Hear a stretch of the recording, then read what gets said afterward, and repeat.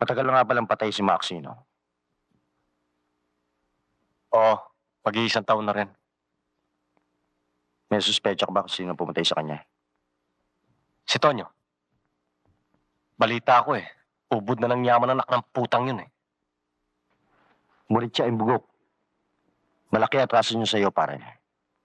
Sa Guagua, walang bumabangga kay Boy sa Panta. Hindi pa tapos ang laban, pare.